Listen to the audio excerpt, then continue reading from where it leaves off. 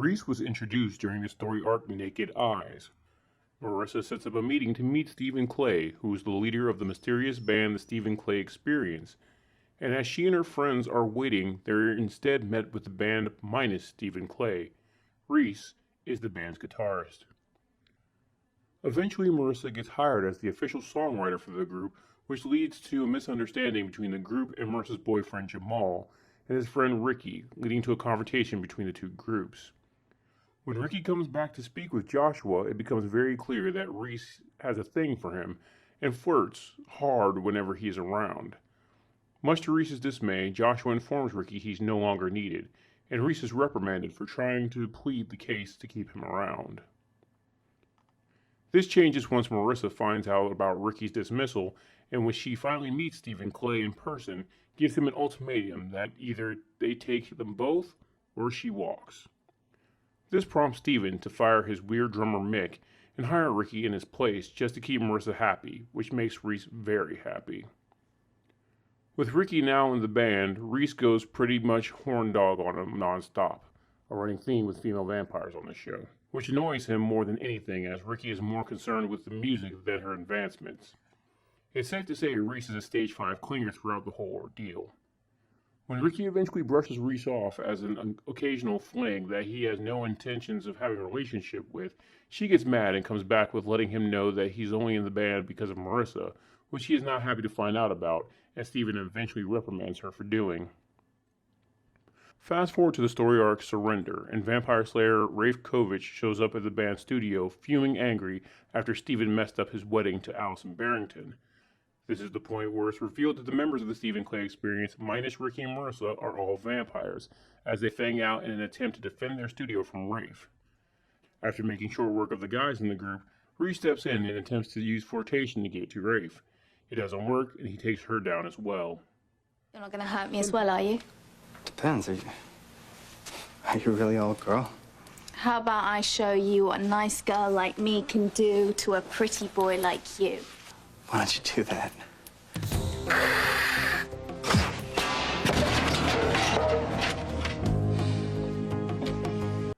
Sometime later, Ricky gets tired of Stephen's flakiness as he ignores the band to deal with his lady problems and voices his frustration to the band and how he's the only one who stands up to him. The band surprisingly agrees, and they even consider starting their own band. Ricky's aggression and attitude once again turns Reese on, and she is now determined to have him and turn him. She seduces him, and as they get hot and heavy on the studio floor, bandmate Cass stops her just before she can bite him. Whoa, hey, wait a minute. Forever? Look, I'm not looking for a commitment here. Just a good time, right? Yeah, that's right. Just a good time. Well, get ready for the time of your life. Reese, stop now.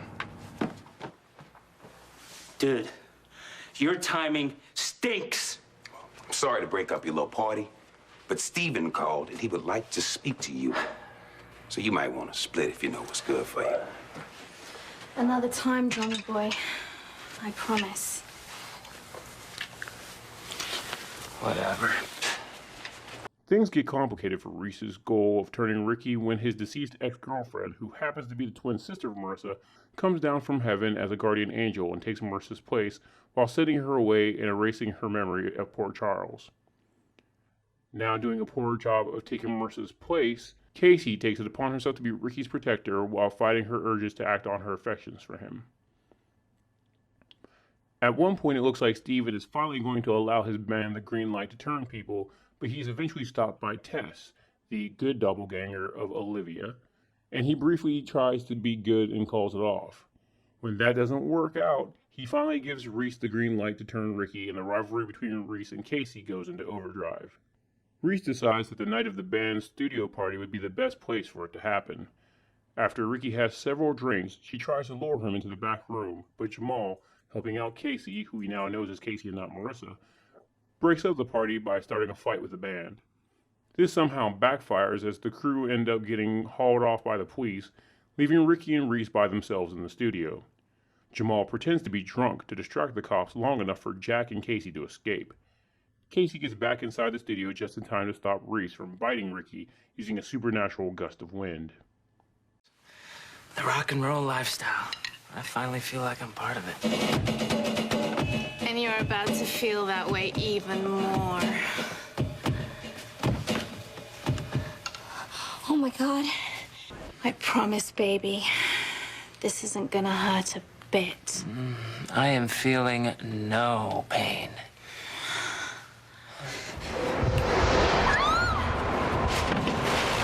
What the hell is going on? That's what I'd like to know! One down, one to go.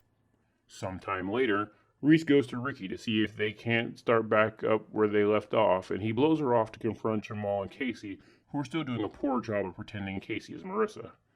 As Reese stands outside having a tantrum, that's when she's approached by Jack, who recently split up with Tess after finding out she slept with Caleb, who then mocks her for being a vampire crying over a guy before hitting on her, stating he's tired of nice and kind women. She warns him that when she gets passionate, things happen, which he tells her he's cool with, basically admitting that he's open to being a vampire again. She takes his hand and they go off to Jack's place. As they're making out, they're caught by Tess. Tess tries to make things right with Jack, but he denies her, saying that being around her hurts too much. Unfortunately for Jack, Reese only considered it a fling and leaves him hanging as well. Later on, a boozed up Jack shows up at the studio as he's ready to go all in with Reese. They head to the pier and have a heavy sex session. Afterward, Jack is super disappointed and airs his frustration that she didn't bite him. She lets him know she doesn't do mercy bites, and the two have a couples therapy session where they talk about their mutual bad upbringings before Allison comes out, punches Reese, then reprimands Jack for associating with her. After she walks off, Reese tells Jack she's not up for dating, and then makes it clear that she won't forget what Allison did. Next time Reese sees Jack, he's at a bar with a hot date. Despite the fact she blew him off multiple times, seeing it makes her jealous and she tries to make the girl go away, but Jack stops her, telling Reese that he'll decide who he wants to be with. Reese gets mad and heads to Jack's place and vandalizes it. Jack comes home early and catches her in the act, but instead of getting mad like she seemed to have wanted, he is perfectly okay with it, and eventually vandalizes his own place even more than she did, and also has her autograph the graffiti she left on his wall before having another sex session. The next time Jack is at the bar, he's once again confronted by Allison regarding his current relationship status, when Reese comes to his rescue to get her to leave him alone. They have a catty conversation where Allison tells her what a good person Jack is and how he doesn't need someone like her. Later on, Jack and Allison make up, and when Reese sees this, she conspires to turn Allison as revenge. Later at the bar, Allison is having a conversation with Rafe that ends with him storming off as he has an idea. When she follows after him, she's confronted by Reese, this time fangs out. She hits Reese with a chair and runs off, but Reese goes after her, hell-bent on making her a vampire. Rafe! Going somewhere Goldilocks. Reese. You should have worried a little less about Jack. And a bit more for your own safety. You need to stay away from me. Well, what are you gonna do? Whine and cry? I'm warning you. All you want, little girl. But as soon as I sink my teeth into that scrawny little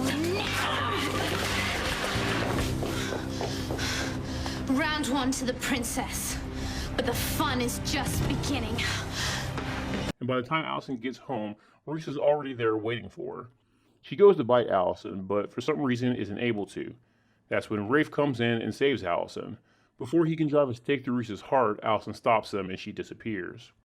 Please, don't do this to me, please. Let's see how your Slayer boyfriend feels when he can't even bear to look at you because you're as disgusting as I am. Rafe, no, no, no! No! Please don't. Shut up! Shut up! This time you can't stop me, Allison. No! What have you done to me? I'll kill you with my bare hands if I have to. No, please don't. Rafe! Allison!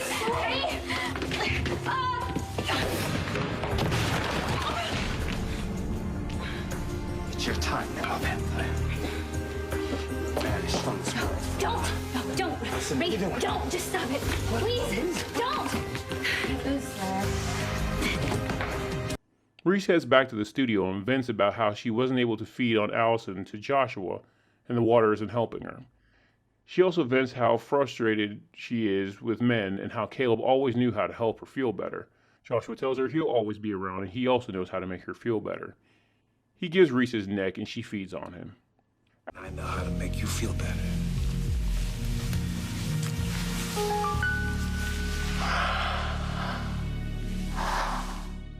After she's done, she passes out on the couch from being exhausted as Joshua looks at himself in the mirror and explains that Reese is not a part of his future plans and will be eliminated, as his plan is to use the vampire slayers to take away all the other vampires' powers so that he becomes king of the vampires.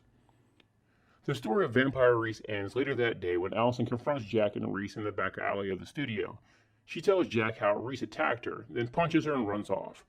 Reese, not knowing it's a trap, follows her to an underground cavern that consists of the water that Caleb feeds them to keep their vampire side at bay, with a group of slayers waiting. After one last attempt to save herself by trying to unsuccessfully once again bite Allison, Rafe dumps her in the water and she becomes mortal again. She becomes very depressed about it as she defined herself by her vampirism. Long term, her and Jack do stay together briefly before she's eventually convinced to give life another try and she moves on.